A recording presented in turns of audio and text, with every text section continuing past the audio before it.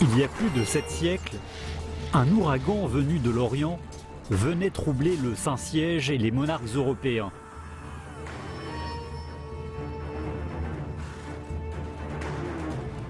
En un éclair, les chevaux mongols, petits et trapus, montés par leurs redoutables cavaliers, faisaient trembler tout le continent européen.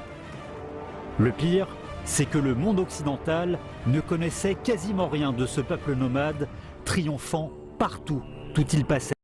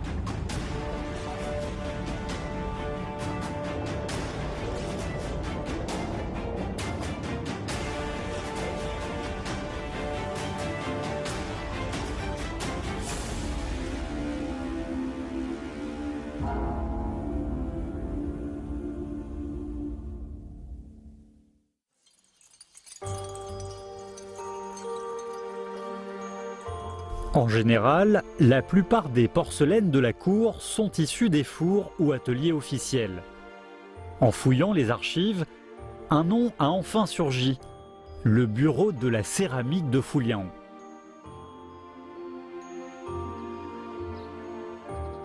Si le nom de Fulian vous est inconnu, celui de Jingdezhen vous est sans doute très familier. Jingdezhen dépendait à l'époque du district de Fulian. Bien que connu depuis le début du XIe siècle, Jingdezhen ne figurait pas parmi les 5 fours les plus célèbres de la dynastie Song.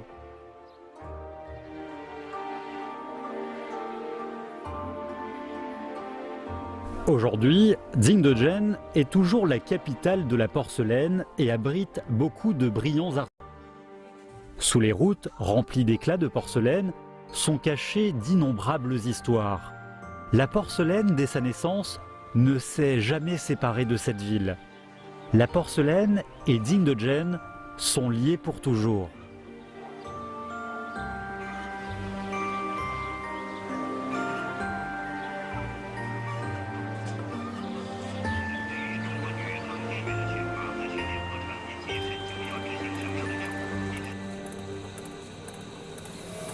Au fond de la ruelle, Monsieur Chen, un ancien ouvrier de l'usine nationale de porcelaine Rongxi, façonne des pièces de porcelaine pour arrondir ses fins de mois depuis sa retraite.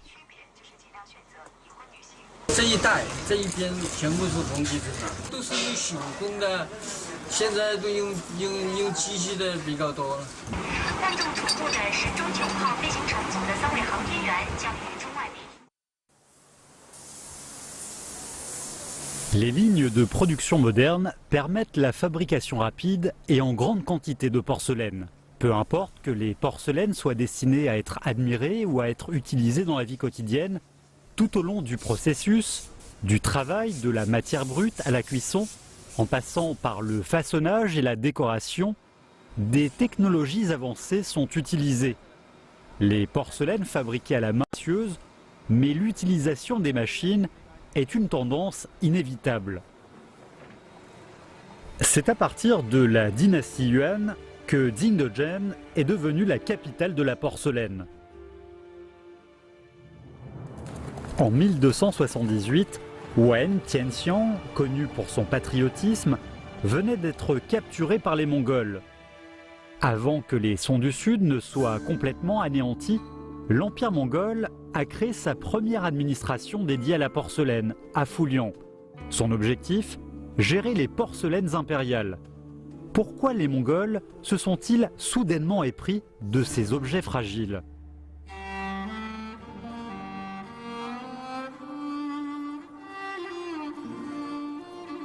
Personne ne sait ce que pensait Kubilai.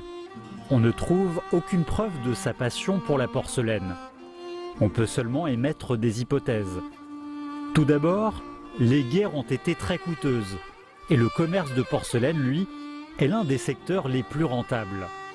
Ensuite, dès qu'il eut conquis la Chine centrale, Kubilai a appelé à suivre les valeurs du confucianisme. C'est donc fort possible qu'il se soit sinisé au contact de la culture de la dynastie Song. Par ailleurs, le blanc est la couleur des nuages et des moutons qui décoraient la vie quotidienne des Mongols.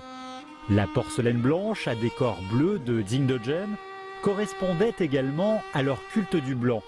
Mais pour les Mongols, les artisans étaient aussi importants sur le plan économique.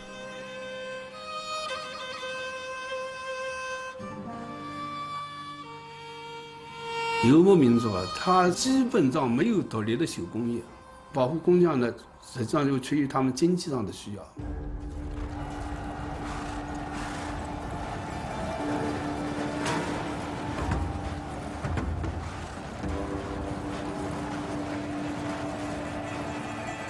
Au fil de l'alternance des dynasties, seuls les artisans pouvaient échapper au massacre par les cavaliers mongols.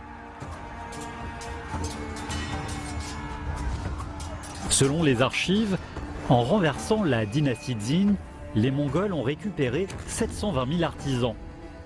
En renversant les Song du Sud, elle en a obtenu 420 000 de plus. En fait, beaucoup de fours du Nord ont été déménagés au Sud dès les premières défaites des Song du Nord. Dingdegen est ainsi devenu un centre porcelainier.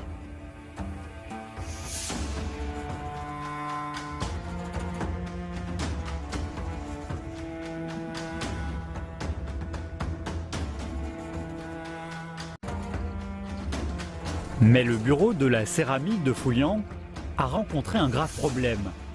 À force d'être exploitées, les pierres de bonne qualité qui servaient de matière première pour la fabrication des porcelaines étaient presque épuisées.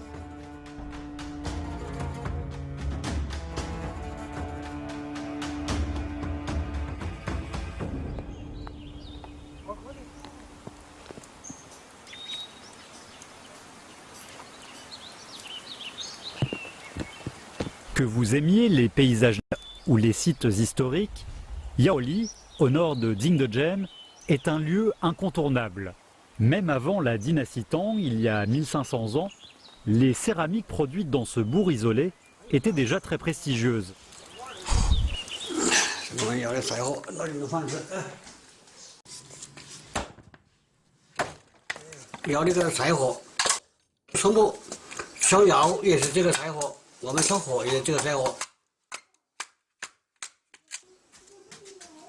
Monsieur Wu était aussi porcelainier quand il était jeune.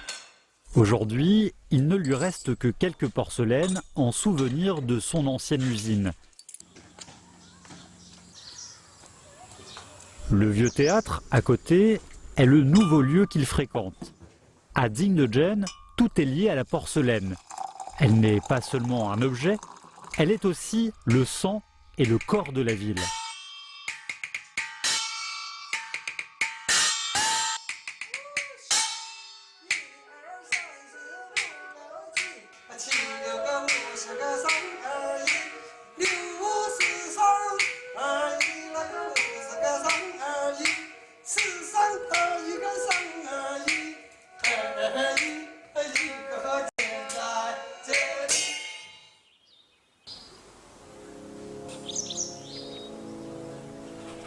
L'usine où travaillait Monsieur Wu se situe dans le village de Gaolin, près de Yaoli. À part ses beaux paysages, l'endroit n'a à première vue rien de spécial à offrir. Mais les fosses et la colline à l'extérieur du village sont de véritables trésors. La terre de ce village, Gaolin, a donné son nom au kaolin, en français, un véritable cadeau du ciel. Vers la fin du XIIIe siècle, Lorsque les pierres de Dingdegen ne pouvaient plus répondre à la demande de production, quelqu'un a découvert ce sol blanc, plus pur, fin et solide que la terre utilisée d'ordinaire pour la porcelaine. Ces qualités permettaient de produire des porcelaines de grande taille.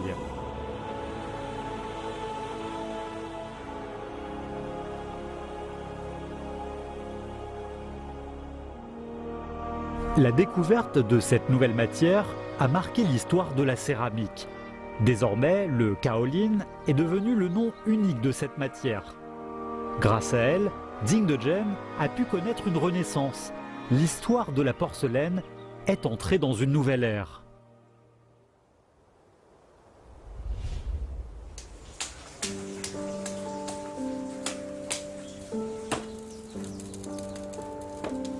Peu après, les porcelainiers de Dingdegen ont créé la recette dite binaire, en mélangeant le kaolin et les pierres céramiques traditionnelles dans des proportions définies.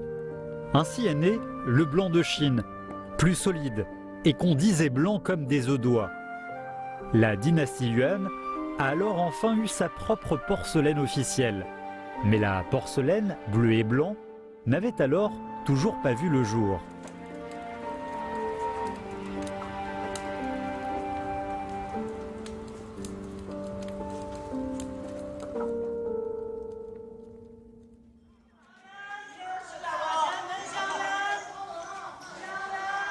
En 1929, l'antiquaire chinois Wu Benxi vient dans le quartier de Liulichang à Pékin pour vendre une paire de vases blancs décorés de dragons bleus avec des oreilles d'éléphant. Après examen, tous les experts considèrent que ce sont des faux. En effet, avril de l'année 11 de Zhejiang est inscrit sur les vases. Or, Zhejiang était le titre de règne de l'empereur Shundi de la dynastie Yuan. Au sein du cercle archéologique, il était alors largement admis qu'il n'existait pas de porcelaine bleu et blanc sous la dynastie Yuan. Très déçu, Wu est rentré en Angleterre avec ses faux vases. Il a pu finalement les vendre à un Anglais un peu naïf nommé David. 20 ans après, en comparant ces vases avec les porcelaines bleues et blancs collectées par la Turquie et l'Iran, le spécialiste américain John Alexander Pope a confirmé qu'ils étaient issus de la dynastie Yuan. Dès lors, ces vases ont été appelés les David Vases et ont été considérés comme les exemplaires de référence de la porcelaine bleu et blanc de la dynastie Yuan. Mais quoi qu'il en soit, la porcelaine bleu et blanc ne pouvait se faire sans une base, et elle avait certainement un lien avec la tradition.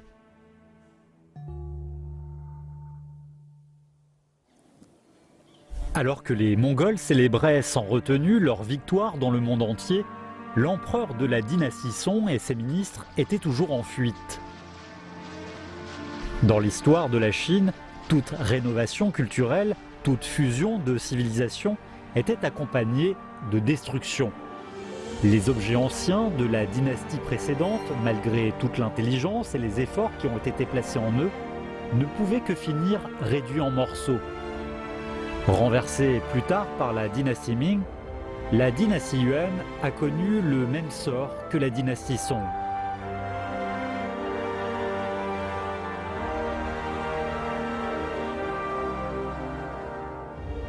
La splendide porcelaine bleu et blanc ne pouvait pas non plus échapper à la catastrophe.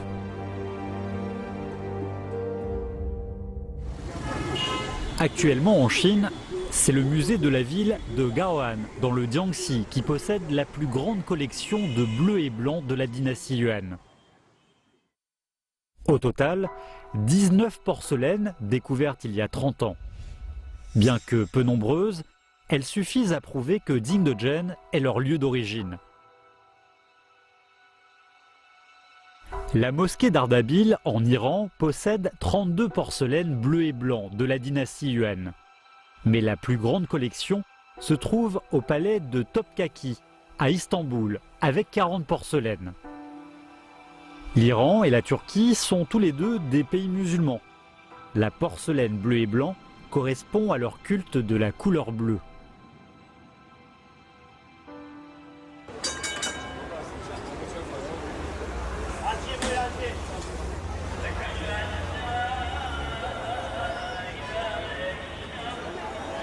Istanbul, la plus grande ville de Turquie, qui relie l'Asie et l'Europe, est au confluent de la culture occidentale et de la culture orientale.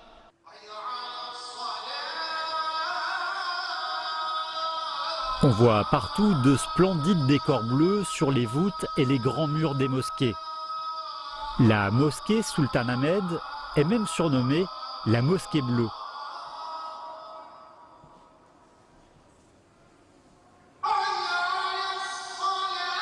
Mais ce sont des poteries et non des porcelaines, car à l'époque, les Turcs ne maîtrisaient pas la technique de la production porcelainière. Le monde musulman était passionné par la porcelaine bleu et blanc, comme l'était la Rome antique pour la soie chinoise. Peut-être qu'au départ, les porcelaines bleu et blanc des Yuan étaient destinées à l'exportation. Si cela est vrai, alors la fondation rapide par la dynastie Yuan d'un bureau de la céramique à Foulian serait tout à fait logique.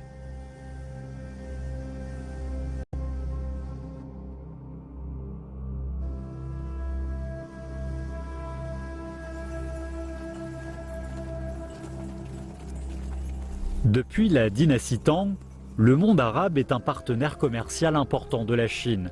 La porcelaine est l'une des 3 principales marchandises exportées depuis la Chine. When he arrived in China, he would want to give instructions to the kiln in central China, so not on the coast in the port where he arrived, but in central China, to say, can you make wares like this? I want things that look this way, my market, my customers like this kind of thing. Le professeur Oliver Watson est un spécialiste de la céramique islamique. Sous l'influence de son père, il s'est également intéressé à la porcelaine chinoise.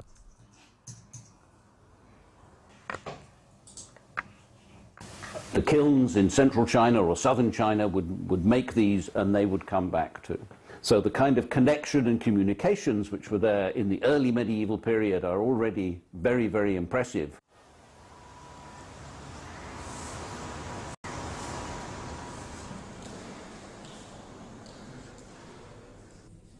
Dans le bateau naufragé, bateau Ritam, renfloué en 1998, se trouvaient 3 assiettes bleues et blancs issues de la dynastie Tang, à peine 200 ans après la fondation de l'islam. La parenté entre ces porcelaines bleues et blancs de la dynastie Tang et celle de la dynastie Yuan n'est pas certaine, mais elles apportent au moins des indices sur la date de naissance et d'exportation de ce type de porcelaine.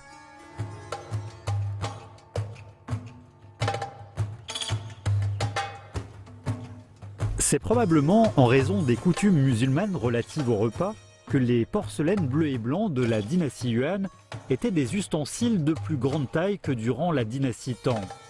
L'utilisation du kaolin, par ailleurs, permettait de favoriser la production de grandes pièces. In Islamic countries, people have traditionally their own traditions of sharing a meal. So you put a big dish in the middle of the table and everybody just takes from it.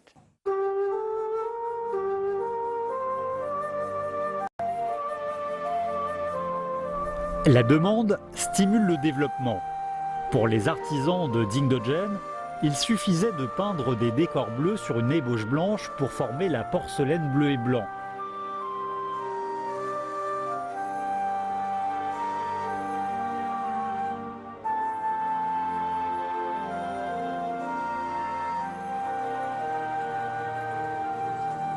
Mais si l'oxyde de cobalt des 3 couleurs des Tang était importé de l'Asie de l'Ouest, d'où venait celui des Yuan?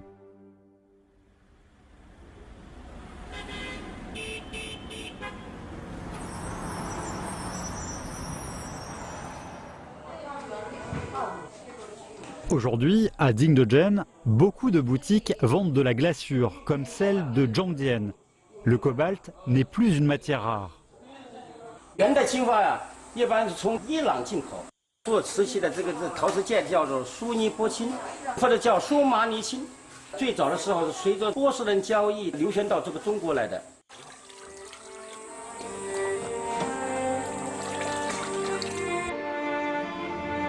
Au XIVe siècle, l'ère de la porcelaine bleu et blanc est enfin arrivée.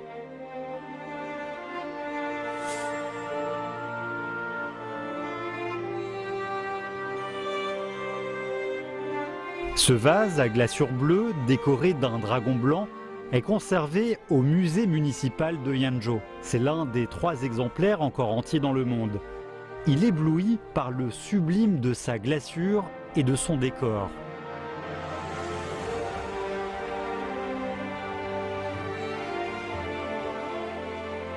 Le bleu est non seulement une couleur de glaçure, mais également celle d'une croyance.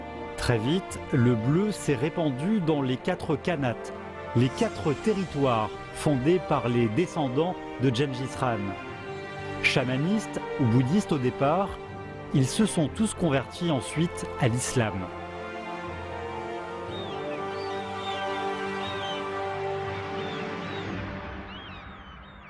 蒙古的统治家基本上一个态度，他觉得各种宗教都可以为他所用。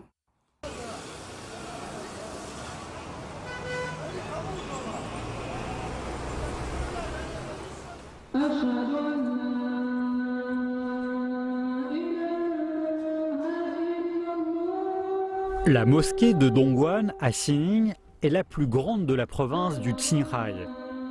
Ici se rassemblent chaque vendredi des musulmans venus de partout dans des tuomao.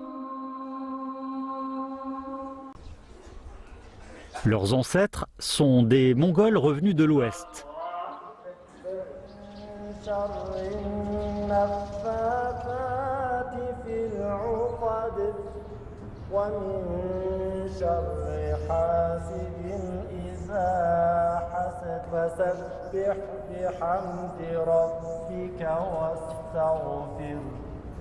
Aujourd'hui, une soixantaine de familles Tuoma, converties à l'islam depuis longtemps, habitent toujours dans le nord-est du Qinghai.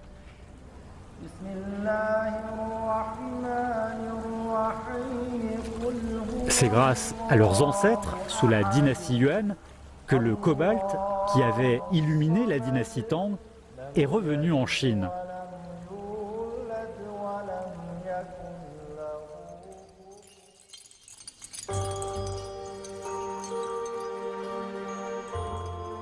Il faut noter qu'outre le bleu et blanc, Jingdezhen a produit une autre glaçure, rouge, très célèbre. Les porcelaines de cette glaçure sont moins répandues et par conséquent moins nombreuses que les bleus et blancs. Pendant la deuxième moitié de la dynastie Yuan, la porcelaine chinoise a connu une nouvelle phase de prospérité. Après être monté sur le trône, en moins de 30 ans, Kubilai Khan a établi des milliers de relais de poste qui ont élargi le marché porcelainier de la dynastie Yuan. 他建立一寨主要是为了加强统治用的，但是你建立了一个这个全国性的这样一个交通系统，很自然的，群众、老百姓、商人一定也要利用这个系统。 Grâce au réseau des relais de poste, Chengdu, la deuxième capitale de la dynastie Yuan, est devenue un centre commercial eurasiatique. Pour bénéficier des réductions d'impôts accordées par le gouvernement aux marchands étrangers, un nouveau métier est né, porteur de marchandises.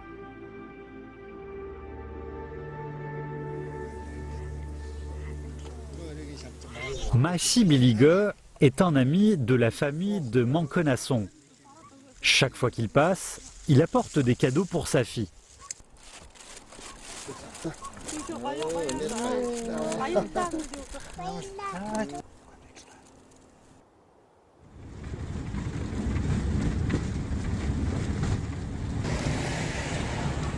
Mashi Bilige aime transporter des marchandises pour les boutiques de la région pastorale. Comme les transporteurs de la dynastie Yuan, Mashi Bilige cherche à répondre aux besoins à la fois des bergers et du marché extérieur.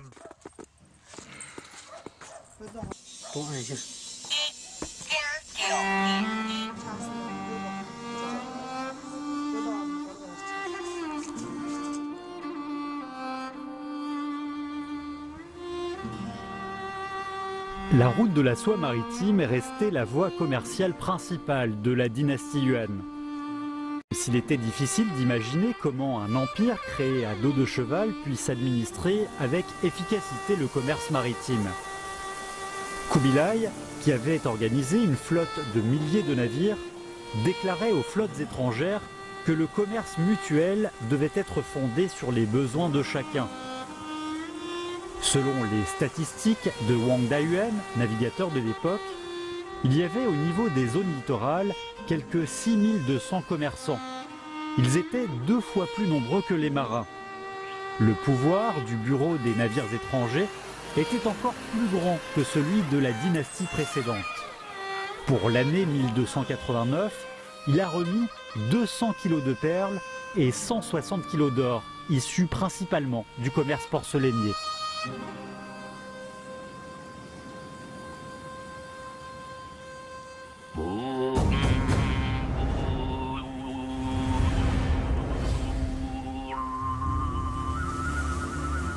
Du fleuve Chang au fleuve Yangtze, en passant par le fleuve Gan et le lac Poyang, les porcelaines bleues et blancs, avec d'autres céramiques, partaient du littoral pour l'Asie et l'Afrique de l'Est.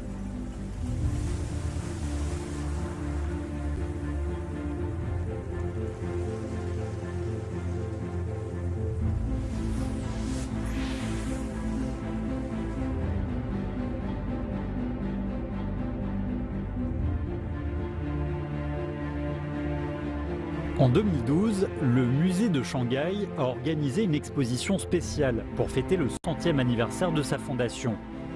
À cette occasion, beaucoup de porcelaines chinoises venues de l'étranger ont été présentées pour la première fois en Chine. Et à l'image de ce qu'a dit un vieux visiteur de l'exposition, il faudra peut-être attendre plusieurs siècles pour pouvoir les voir à nouveau.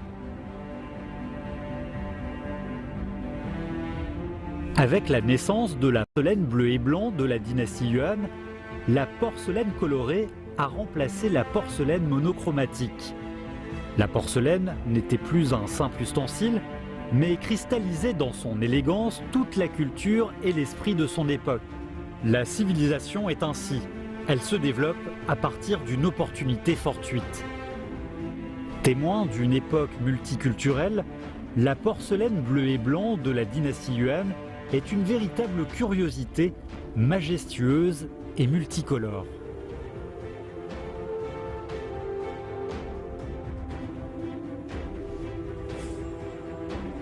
Les motifs bleus sur les vases blancs esquissent les agitations de la dynastie Yuan, qui n'a duré que moins d'un siècle.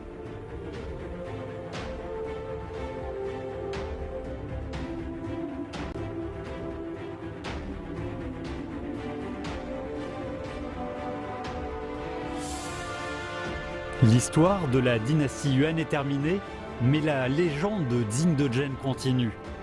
La porcelaine bleue et blanc qu'elle a créée brillera pendant encore longtemps.